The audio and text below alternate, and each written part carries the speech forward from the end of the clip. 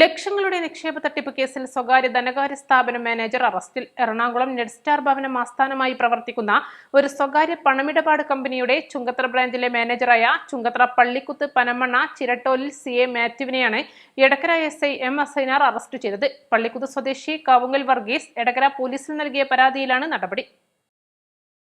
പരാതിക്കാരൻ തന്റെ ഭാര്യയുടെയും മക്കളുടെയും പേരിൽ 2024 ജനുവരി 8 മുതൽ അതേ വർഷം ജൂലൈ 7 വരെ തവണകളായി നിക്ഷേപിച്ച 51,20,000 രൂപ ഡെപ്പോസിറ്റായി കൈപ്പറ്റിയ ശേഷം കാലാവധി പൂർത്തിയായിട്ടും പലിശയോ മുതലോ തിരിച്ചു നൽകാതെ വഞ്ചന നടത്തിയെന്നാണ് കേസ്. കേസന്വേഷണത്തിന്റെ ഭാഗമായി ചുങ്കത്തറ ബ്രാഞ്ചിൽ പരിശോധന നടത്തിയ പോലീസ് തെളിവിലേക്കായി വിവിധ രജിസ്റ്ററുകളും കമ്പ്യൂട്ടറുകളും കസ്റ്റഡിയിലെടുക്കുകയും ചെയ്തിരുന്നു.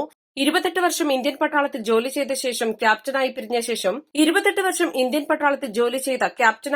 ശേഷം വിവിധ സ്വകാര്യ ധനകാര്യ സ്ഥാപനത്തിൽ ജോലി ചെയ്തയാളാണ് പിടിയിലായ മാത്യു.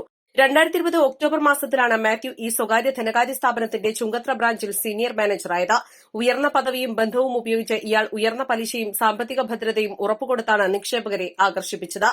ഇങ്ങനെ നിരവധി പേർ കമ്പനിയിലെ വലിയ തുക നിക്ഷേപിച്ചതായി പോലീസ് പറഞ്ഞു.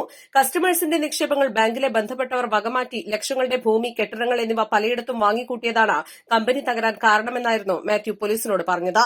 ജില്ലാ പോലീസ് മേധാവിയുടെ നിർദ്ദേശപ്രകാരം നിലമ്പൂർ ഡിവൈഎസ്പി സാജു കെ എബ്രഹാമിന്റെ മേൽനോട്ടത്തിൽ Edakkara police inspector E Babu, SI Satheesh Kumar, senior civil police ഓഫീസർമാരായ സുനു നൈനാൻ, വിജിത, TV അഖിൽ, CPO റസീന എന്നിവരാണ് മാത്യുവിനെ കസ്റ്റഡിയിലെടുത്ത് തുടരന്വേഷണം നടത്തുന്നത്. East live, Edakkara.